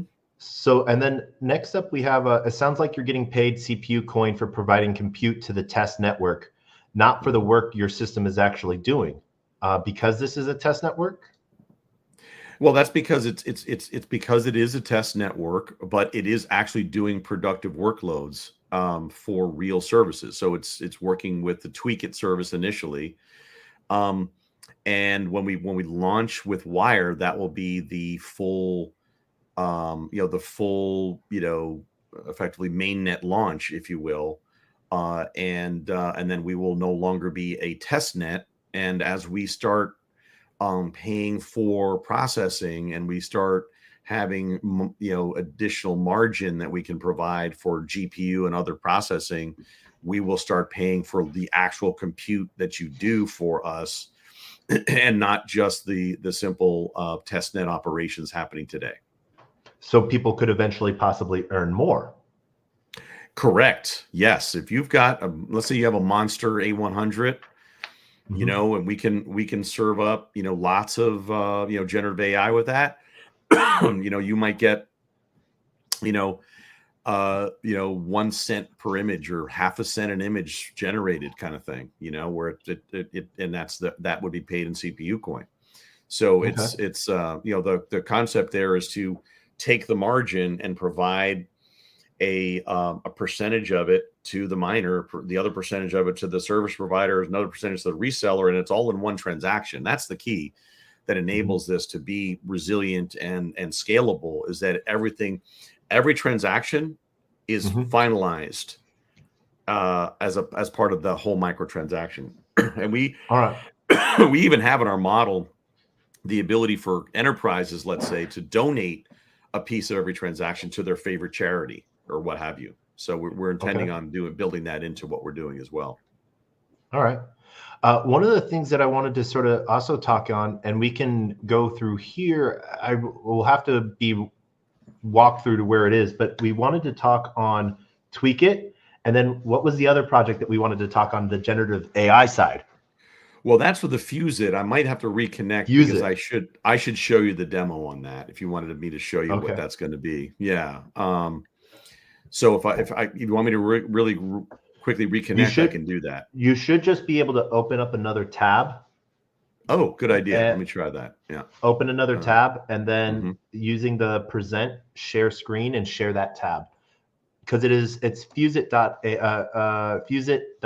correct? Or is No, it yeah, but that yeah, that's it's fuse it.ai, but that is not it's not that's going to map to tweak it still. So, okay. yeah. But okay, so I'll wait for you to pull that up then as It's another tab. fuzit.ai, but that's going to map to tweak it. Hold on one second. You want me to get a demo going on that? Hold on. I do. Okay, hold on. I Let me want see what this. happens I here. want this demo. Okay. Yeah. Let's see here. Oh, wait a minute. Maybe this is going to work now. Let's see here. Brave tab. Okay. This episode has been brought to you by Brave Wardrobe. Yeah. Okay. Let's see if this works. I don't think this is going to work. It's still requiring me to restart. So I think You should just be able to open up another tab, and then you won't have to leave this tab at all. Later. Okay. Let me try that. And Yep. I see what you're saying because it's a security issue with the Apple OS, though. Yeah. Okay. So yeah. Unfortunately, I think I'm going to have to. I'll be right back. How does that sound? Right back. And while you're back, I'm going to talk. I can talk. All right. Hold on one second. Let me just go ahead and do this. All right. So so far, we've sort of covered the application processes of CPU Coin. One of the things that I wanted to go into and just share a little bit, because I like to deep dive onto things. And I'm not actually talking about token price and stuff like that. I'm talking about tokenomic pieces. And so as we get this, we're going to show where we're at, a little bit of token movement and stuff like that. The token is available for those both providing miner services. You can get it on Probit Global. You can get it on MEXC. You can also buy it either on 1inch or any Ethereum aggregator, as well as directly on Uniswap as well. I've seen on chain that CPU Coin has made one-sided liquidity pools within Uniswap so that people can buy the token and not necessarily have to go a centralized route through either Probit or through MEXC. Looks like we have Sean back, so we're going to go back to this. GM, Sean. Hey, man. Can you hear me okay? I can hear you just fine. Cool. And it says I can share a screen, so let me just go ahead and share the window itself. Actually, I'm going to bring this over here and share the window and say share. And so you should be seeing my window now. Is that? Oh, beautiful. Nice. Yep. So you might be familiar with Civet AI. Some people may. This is a wonderful, where models come to rest and can be deployed and installed and used. We have a demo. Assume that this is fuseit.ai, but this is really being done. Tweak it is usable as in part of the demo because you can ingest anything for the image to image functionality. But I just want to show you that if you take from Civet AI and you put a model in here, let's see what's going on here. Let's go here. Okay. And let's say you wanted to, import a prompt from anywhere. And by the way, you can connect this. The import is just so it enables anybody to move prompts into here very simply and easily. And it has the seed info and it has the sampler, etc., and it has everything selected. It allows us to then just simply hit the fuse it button. So understand what's going on here. So I've taken something that already exists elsewhere with a very specific model requirement. It's in this case, it looks like I believe it's deliberate is being used, and it's actually. Let me just go ahead and make sure that that's the one being used. I'm gonna let me just there it is. Okay, so you see the gal that was just generated. You can see my screen, okay? Yep, perfect. Okay. And I you can see that it was generated pretty quickly. This is using just one of the CGN miners currently that has GPU support. And that request went out to the mining network and did the processing. I can go in here and change this to be, a dog standing before fire. Let's see here. I think there's another place where I have to change it. Astronaut girl, portrait armored astronaut girl. Second line. Second line. There it is. Astronaut dog. I hit the fuse it button. So just to get a basic standing. It is using a seed. So what I'm going to do is I'm going to hit the random button. We're going to finish this processing. And it did that already. So I'm going to do another one and let's see what happens. So yeah, there you go. So the concept here is that anybody now can use our service, but use it at one. So let's say you're on ChatGPT, and you want to generate an image like this. It's going to cost you 4 cents per image, and that adds up. If you're going and you're iterating, it can be, 40 iterations to get to what you finally want. Each image is going to cost you 4 cents. Okay. We're 0.04 cents or something like that. And that gets paid out to the GPU that is doing the processing. You can then take this, you can select this one and bring it over here. And then you can refine it and now you're doing image to image. And I'm going to just do, 3 more, with image to image. And it's going to generate refined versions of it. You can change it, tweak it, etc. And then when you're done, you can then do the next part of it, which is prepare your image for final use. So using the tweak it tech. Effectively, this is a huge market. There's all kinds of companies that have launched generative AI apps. Generally speaking, they cost anywhere between, $20 a month, to $1 a month plus fees, to the list goes on and on. But the concept here is clear. And that is that when you go to Civet AI, there's all kinds of models, and all of those models require special, configurations, and models that have to be available to do the high quality results you're seeing here that are then modifiable. Our edge network automatically pulls the model, prepares it, does the processing, and leaves it available for future other users. And then if it's not available in that machine at the time, it will unload the one and put in a new one and do that on the fly. So that's really an important part of generative AI, is being able to do high quality results, that are then, we can say, cancel and say, go next and go to the processing of the capability on the network. I forgot to click on this, and this is just a demo, so please bear with me on that.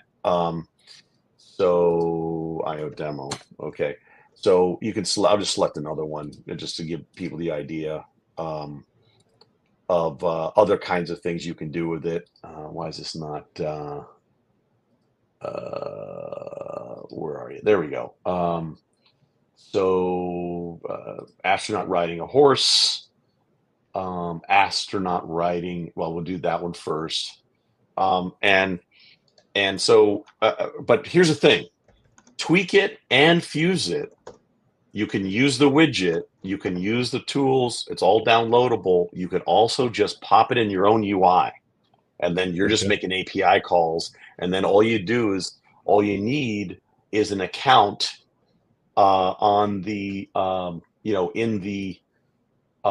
that has the pricing. Notice one thing though, if you look here, you'll see that The API calls are Mhm. 1/10. You get 10 times as many at any of the service. So literally for $9.95, you get 10,000 at Cloudinary, Okay. right? So you get 100,000 at CPU Coin. Yeah, with the CPU Coin powered network and Tweak It. So that's the key. We have lower price, decentralization, scalable, high quality, and it's a sustainable edge network. And there's a free version I saw. And there is a free version, which is what you're seeing on the test net, is you got 10,000 API calls per account for free per month. Yeah. Right. So we have this, and to take a look at it, you see it's got a robot. It's got a little robotic looking horse here. But let's go ahead and just change that to a giraffe. Okay. And hit the fuse it button.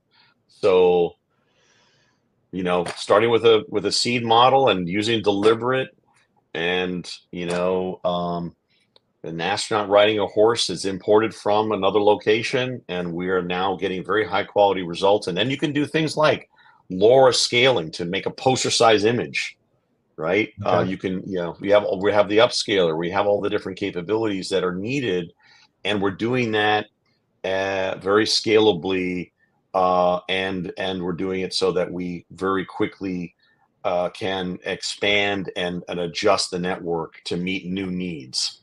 Right. Yeah. So anyway, that's the Fuse It demo. And there you go. And now we have an astronaut riding a giraffe on the moon. That's right. Mm-hmm. Oh my gosh. And I like that the fact that they sort of put the giraffe in an astronaut suit a little bit as well. Oh my gosh. I love this. Exactly. Stuff. Exactly. So all right. Oh, so, the robotic giraffe. Yeah. So yeah. All right. So right now, this DApp piece, that is the DApp-qa.tweakit.io/demo. Is that available for people to use, the general public to use? I mean, you can go play with it. The Tweak It app is there and functioning, and you can use it. This is just if you want to go play. We're probably going to have to rename it now,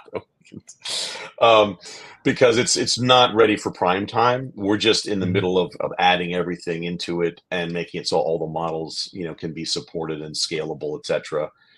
Yeah.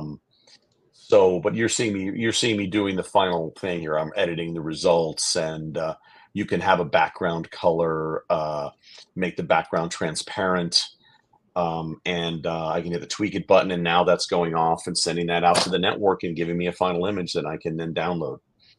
Okay. Right. Nice. Yeah. And so I don't know. This isn't a question. It's more of a statement someone made. So nice setup for generative AI, stable diffusion type work. It's pretty daunting for a newbie to get this stuff set up and running properly if you want something beyond Midjourney and Dolly. And you don't need a $2,000 GPU setup. So that's the huge thing. shout out to J2 Cyber Design for that, for seeing that. Yeah, no, that's a fact. That's one of the biggest things that people don't quite realize is you can go and try and do generative AI, and you can download free stuff. You can install it, and then you go to use it. I just actually downloaded the Morpheus stuff. I just took out, and it's all giving you garbage results. It's all just early. So we're trying to say, hey, what do you need to actually do very high quality results and do it without paying any setup?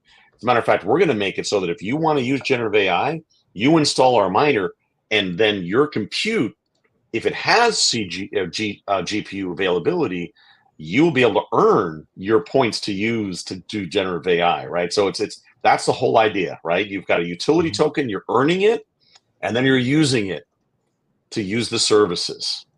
So we think there's a huge, it's greenfield, like I said, for that. I mean, every user that is a Photoshop user or generative AI user can install our miner. And if you've got a GPU machine, you don't have to set up anything. You allow us to use your GPU, and you're getting paid CPU coin, and you might be paying for your whole computer. Forget your generative AI with that, right? So as long as it's got capabilities, and you give us the ability to load and install the LLMs that we need to do the high quality generative AI, you've got an A100 or whatever installed. Wow. you're going to be able to earn a bunch of CPU coin, on a daily basis if you leave it on and use it yourself too. Yeah. I was having a little bit of fun. I'm going to steal the screen for a second. Okay. Because I'm a little hungry, so a dog eating a sandwich, is something that I started, they made a little bit of a human dog there. So I got to put some negative prompts into it to make it. There you go. Yeah. That's where it gets into like what model you're in and what you're trying to do. And yeah. Yeah. And I can, what's really cool is I love it because you can use all of the different models that are available. When talking AI, I'm a little weird. I don't say model, I say modal. Mm-hmm. That's just a weird thing. So I separate models from modals, when it comes to AI. I'm just a weird person like that. So, yeah, there's some fun stuff there that we're seeing. But I clicked on something else. So yeah, just Sean, I want to take the time and say thank you for joining us today. There's a lot of stuff coming up with CPU coin, and so part of the support cases that we're giving to you at Raise is we're helping you with the final push of your raise. Out of a $5 million raise that we're doing. What is that being used for? And this is for non-US investors, accredited or non-accredited outside the United States. So none of this is financial advice or financial permissions within the United States and stuff like that. But because we serve a worldwide audience, and if people want to get involved and become, a part owner, get on the cap table of CPU coin, please reach out, let us know. Well, first of all, just to be clear, we're doing a utility token sale, and it is a Cayman Foundation company. We are a true utility token, and you can participate from exchanges. Is this showing my screen? Let's see. Did that work? I got it turned off. Would you okay. I was going to show you. I was going to show something, but anyway, that's fine. Yeah. Basically, there's a 2,500 to 500K max. It's a 2.5 cent 390-day lockup. That is available on raise.finance. And if you're a member there, you can check it out. I believe you've already gone through. I guess there's some pools available for smaller token buyers that want to have the utility token software available to them to use in a future for future services, etc. We're all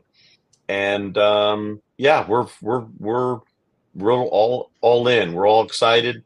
The 5K is we really need to expand the team, both marketing wise, exchanges. We intend on launching on a couple of larger exchanges this year, and to work on a number of marketing initiatives and product releases. So we have a number of really good guys standing by that worked with me on a number of different patents and technologies in the past. And that's one of the reasons why we're doing a 5 million raise. We intend to, if you look at the model, we intend on then doing in 5 quarters a 25 million raise after that, so we can really scale this. I'm a go big or go home guy. I mean, the media rich tech that has the multi-threaded multi-processing and all the capabilities was about 300 man years of R&D, developed over 20 years, that is used to power some of the largest B2B portals and websites in the world. And that a subset of that is now the miner and does decentralized edge processing currently. And we're going to be expanding that, like I say, to do all the things we talked about today, and really to make it so it's possible to have other people launch their services on our network in a secure fashion, both for the network and for their capabilities. So we're gonna close this up soon, but I want to end with some of the key partners, because you have some big claims on clients, and I want to either touch on those because this is stuff like that, you know, and you know, so you have like Walmart, Adidas, Reebok, Disney, Yeah, SC Johnson. mhm. Yeah, so if you look at that particular slide, Mhm. that's on Ray's, those are clients that either were or currently are using the MediaRich server to power their initiatives. So Adidas is a customer today.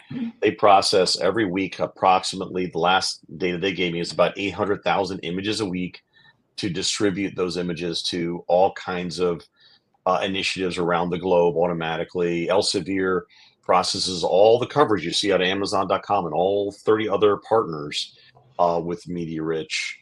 And Disney, Sony, and Warner Brothers were customers for over 15 years each.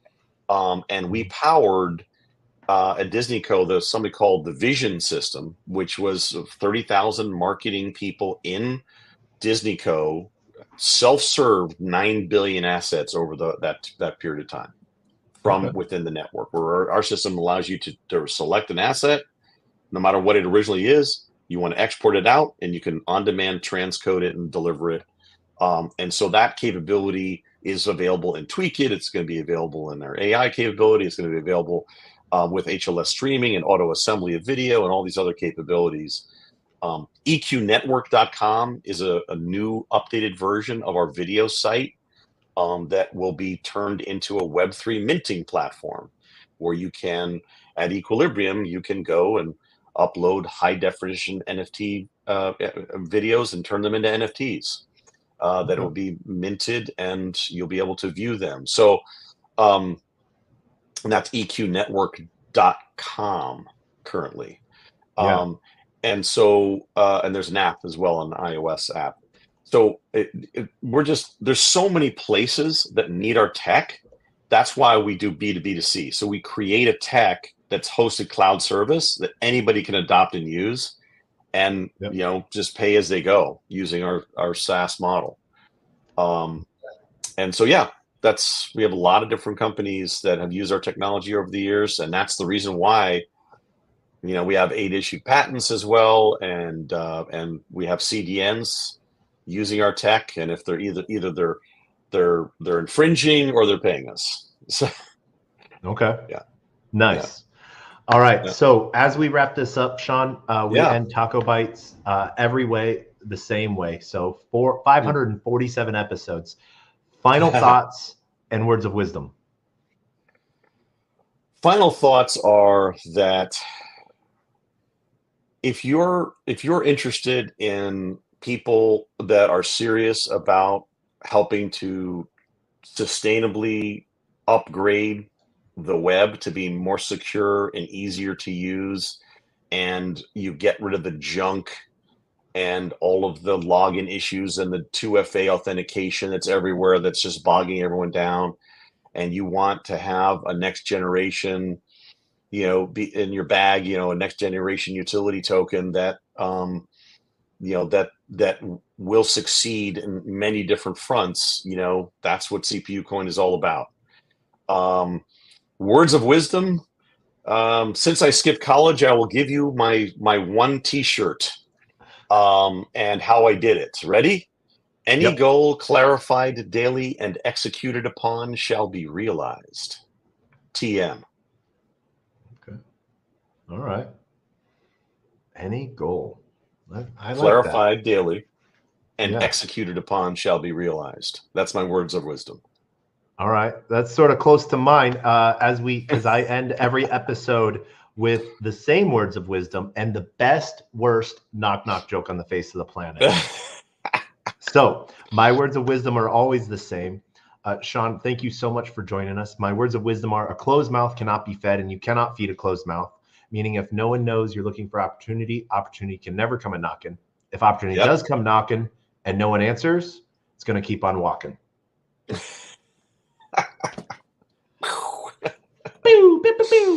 But shout out and love to everyone joining us on LinkedIn, Player One Taco, YouTube, 0x Degens, YouTube, Twitch, Instagram, Unlonely, Rumble, Kick, and Telegram.